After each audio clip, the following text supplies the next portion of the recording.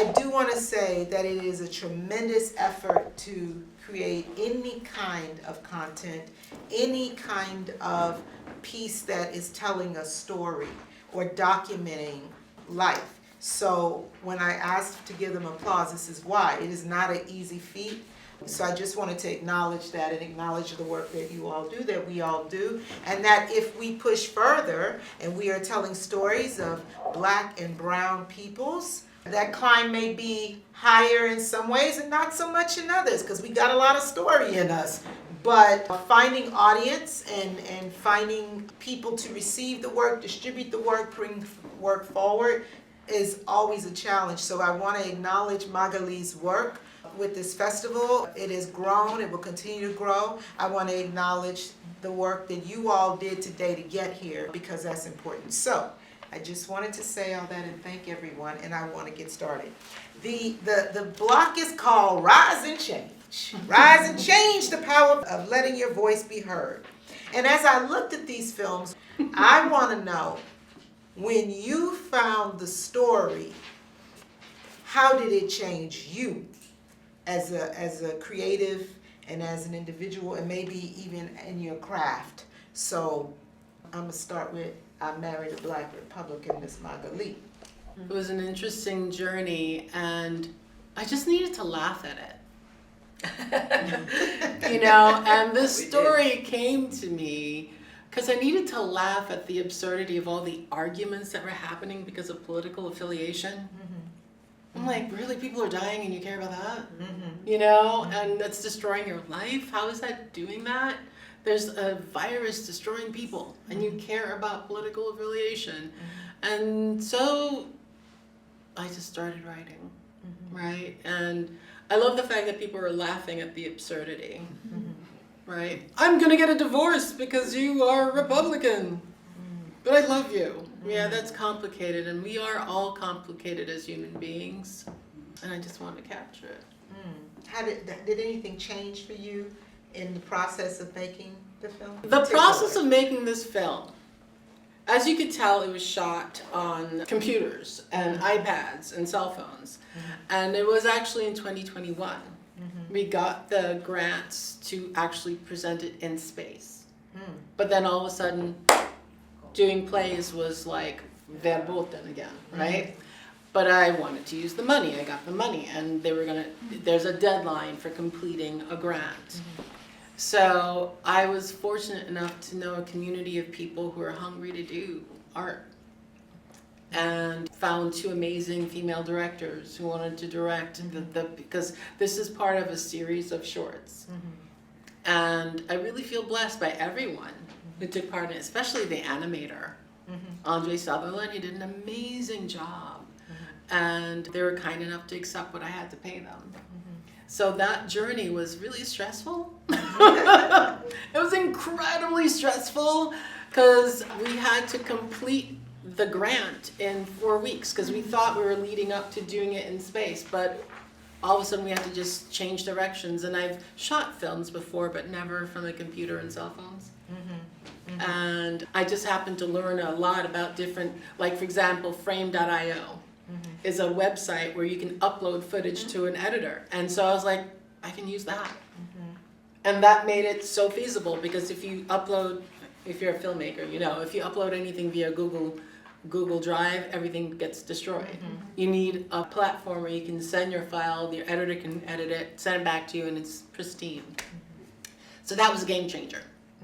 If it wasn't for frame.io, I don't know how we would have done it. And if it wasn't for Zoom, Zoom. Right? Zoom and frame.io was our godsend, because basically the directors worked with their actors via Zoom, and the actors shot on their phones and they sent their footage to the editor, and we looked at, you know, it's like it was all via Wi-Fi, the internet. So this film would not have happened in 1970. So I am very grateful for all the platforms that came to fore in that period that we all fell in love with. Yeah. Got you. Miss Villapiano. See. So we go to your film, which also is mixed platforms, all through the experience of our fantastic protagonist. Tell me, how did finding this story change you or your craft, etc.? So it's definitely inspired by my own life experience of I grew up in New Jersey and then lived in New York City for a long time, and then I moved back to Puerto Rico, and part of me sort of rediscovering and reclaiming my identity as a Boricua on the island was getting in touch with my indigenous Taino heritage, which is something we were never taught about. It's not really taught to you in school per se. My family never talked about it. It's even come to a point now where it's seen as a controversial topic because of Christianity, that if you're talking about your indigenous practices, it's brujeria, it's, the devil's work or whatever, which has cut us off even just from learning about our own history, So anyways, I went on this journey of finding a tribe that I connected with and doing ceremonies and learning, and I didn't know anything, so I was doing everything wrong. And I was so embarrassed and felt so ashamed of myself and so stupid, you know what I mean? But they were also welcoming and like, it's okay, like you don't know, we're learning and we're doing this, and just that you're here is enough, and this is great, da da da. And over time, I just kind of got that message that like, it's okay to, like the fact that you just are interested and called and want to do it is enough, and it is who we are, regardless of how it has been sort of colonized away. So that's what was that's why I wanted to tell the story. So then I tell, this is the theme of the film, right? Like, it's okay, even if you're wrong, like you still, this is who you are, it's within you, and it's your heritage, and it's your ancestors.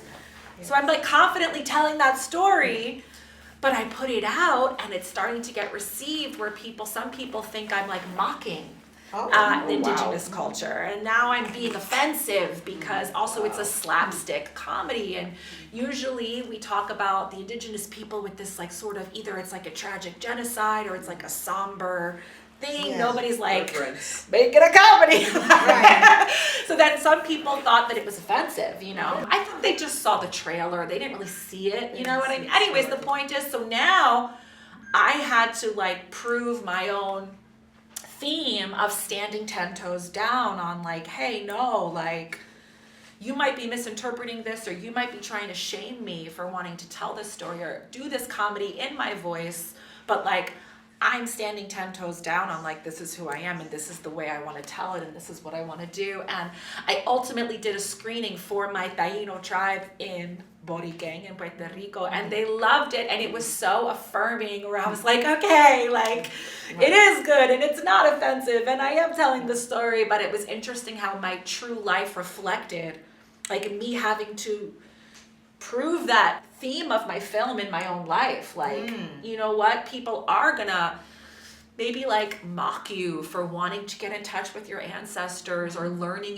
your tribal, indigenous, whatever it is, people might make fun of you or think that you're whatever, but you gotta keep going and you gotta do it anyway. What I appreciated is funny because it mirrors, the creative process. You're gonna get a lot of feedback, but you gotta listen to the note behind the note, because the feedback you get really may be offensive. It may throw you. It can hurt your feelings, but you worked all night on this. It's the note behind the note. It's not the literal. It's the note behind the note. Right. And so I really, really appreciated that. And I cannot believe people were offended by it. She's such a fun character. And for me, I was surprised. She just felt so Bronx. I was like, oh my God, this is hilarious, and also, not for nothing, the music. Did y'all hear the music in this? I was like, oh, so is that you? So I come from a music background. In my years in New York City, I was a rapper.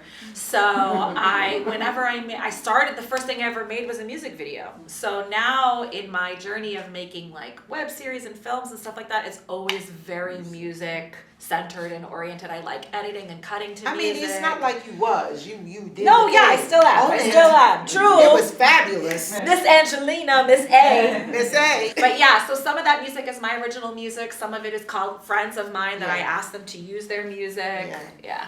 I appreciated that so much.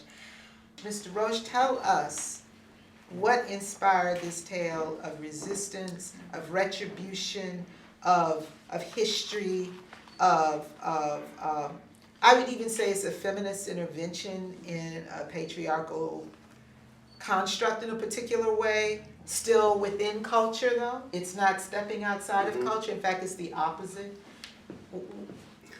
I've never heard it put so beautifully before. Oh, I appreciate that. Yeah, But that's what it is nanny and then some, nanny and them. It's everything. Yes. Different things actually inspire the story. My style, my writing style, I actually break rules. I don't follow rules of writing. I don't think about the audience, like who's gonna please or who will be happy. I just write the story. And a few things actually inspired it. There's a trip I actually made to somewhere in South America that actually spoke Spanish, right? And I realized they actually have a similar history to our history in Jamaica. In terms of the Maroons and the struggle, it was very similar, but at the time in Jamaica, things were actually going off track in terms of murders or whatever. So there was actually that aspect. And there was the aspect of the scamming, the phones, the pretty much lack of respect for our heritage, basically. So I said, I was there and I said, I've been thinking about this story. I started writing and then other things came into the mix. I'm actually concerned about the culture, but what I also noticed is that we have different languages, Spanish and English and Patois, whatever it is, but we're the same people with the very same or similar history. So that to me was important, and what I saw was our history, our legacy being eroded because we had some great people that pretty much laid the foundation for us, and we were taken for granted basically. So I said, let's write, but I'm not a classically trained writer. We're in a group together, but I listen and I observe. I watch people around. I watch people and things, and try to see how the world actually connects. So I write from a different perspective. I don't like rules, and I write a lot of stories. We have some other films that we're actually working on. When I say rules, I mean in terms of the do this here and blah blah. I mean that's fine, but I think as a writer, once you start writing, just write, just go. If I have an idea, I write it and put it down. I might use it later on, but I don't listen or be too caught up with the structure initially. That's why we meet and we discuss how to take it in the proper format. But yeah, it's a pretty crazy story. There's actually 4 layers of story actually, and everything was put there with a purpose.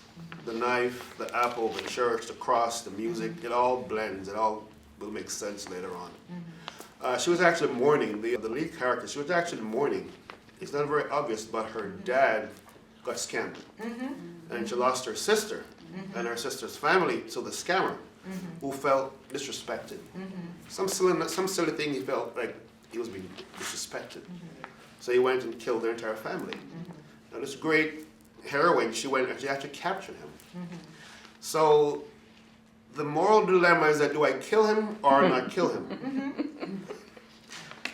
So that's not a small part of it. You're gonna have to see her arc and her journey, but there's something major that's happened afterwards, and there's actually other characters which you haven't seen yet. How did this role shift you or your practice as an actor even? So a couple of things. First of all, I'm still waiting on the feature to get shot. You know, I'm wearing my actress hat, you know, and it's taking a minute. Okay, all right, let's get to it. Okay, right? All right. So I think for me, the excitement started from the audition. Because when I went in and I got the sides, we never got them beforehand. We got them when we went to the audition.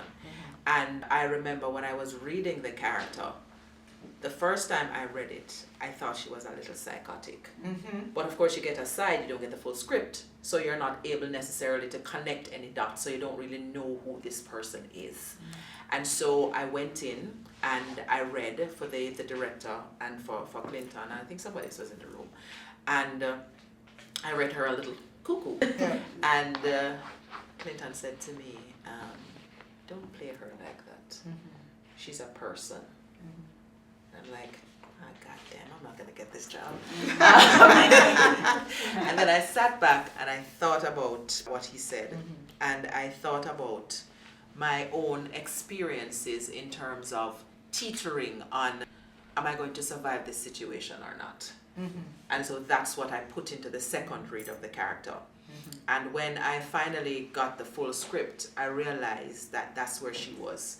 She was teetering on sanity and insanity. But she was in a world, in a space where she still had to maintain her sanity even though she was going insane. She lost her entire family. She has the person in the room who is responsible for taking away every single person that she loved. For a second, imagine that. And it was brutal. Yes. I heard the chop chop. Yes, yes. And she now has the power to decide, okay, what do I do with this person? Do I take his life because he's taken everything from me of worth? Or do I remember what my parents taught me? My dad was a minister, you know, love your enemy, turn the other cheek. You know, and so for me, the character, the person who she is, the layers in it forced me as an actress to dig deeper. I'm normally a dramatic actress. You know, I pray for the day I can do comedy. But I'm normally a dramatic actress. And this particular character took me to another place because I had to ensure that I wasn't playing her crazy, but I was still playing her truth. And I think for me, how that sat with me as the actress was, I had to do real work. I really had to sit down, do real work, sit into the character. And I remember one night we were filming, and you know, sometimes they're talking off set, and we were doing a rehearsal, and there were voices over there, and I went over to the director and I said, you're going to have to get them to shut up, because I'm trying to center myself. For a moment, I'm going to be a diva, because you need me to deliver on a level I can't with all of that talking. And I'm normally really very easygoing. So when I did that, he was like, damn. So he went over and he got them to be quiet. But that's how seriously I took it, because she's a real person. And I don't know if there's anybody in this room, particularly people over 30, who have lived life, who doesn't understand when you're teetering on sanity and insanity, and you have to maintain that sanity because of the world that's around you. And I felt obligated to ensure that if nothing else, she was a real person.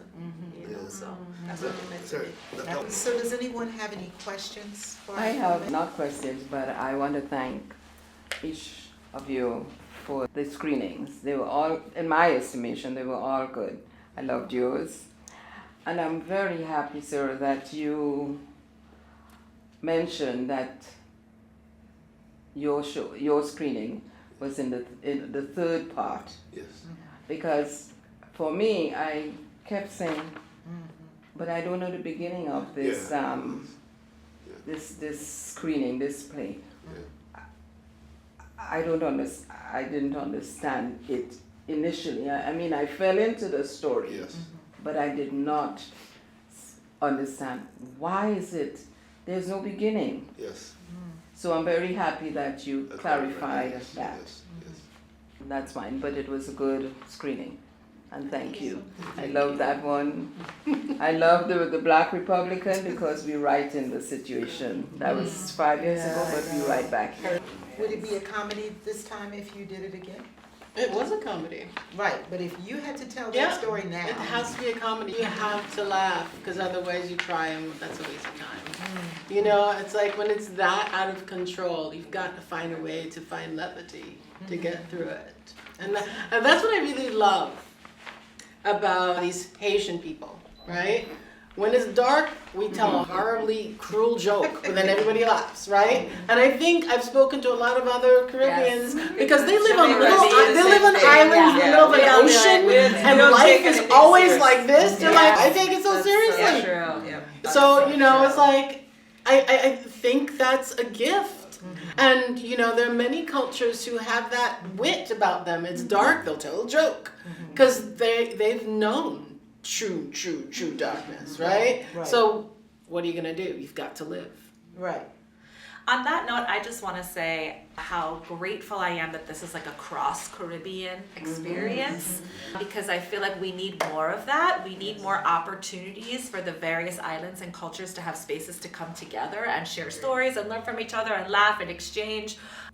Because we have so much in common, it's true. We really are all doing the same thing on different islands. And like taking it back to my film, the Tainos were in Puerto Rico, Dominican Republic, Haiti, Jamaica, canoeing from island to island, and the Canaans came over from over here. So like, That's our history, is that we were constantly in transportation from island to island, communicating with each other, sharing culture with each other.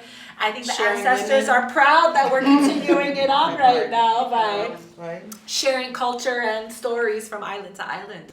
I'm really glad to see that this is being offered here, and I'm glad to have this experience with, I'm from Jamaica, I brought my mom so she can see the artistry. Our artistry speaks our stories in ways that transcend me talking to you in my words, and you are from Haiti, you are from Puerto Rico, you're from Jamaica. I saw my culture in each and every story. You are Tanyo, we are Arawak, we are the same, we love good food, something with gravy. Hallelujah.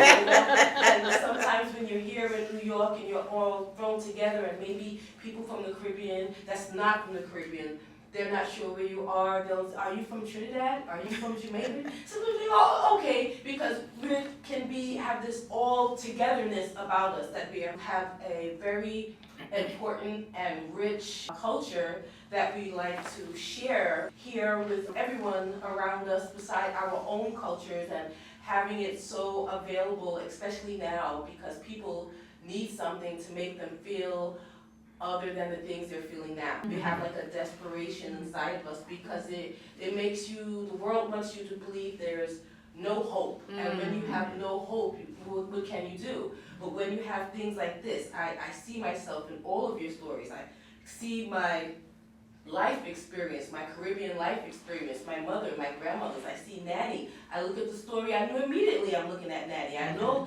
exactly what I'm looking at, and it is a service, a social service that you're providing beside art and teaching. It's a social service that you're providing to humanity. So congratulations, and I thank you all for doing such a great job, and I really enjoyed it, and I'm hoping to see more. I really am.